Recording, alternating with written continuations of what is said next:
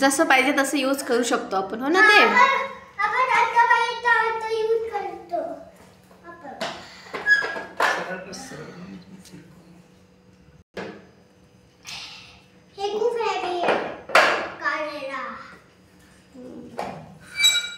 वेगवेगळ्या पोस्टसाठी ते वेगवेगळे लावायचं आहे.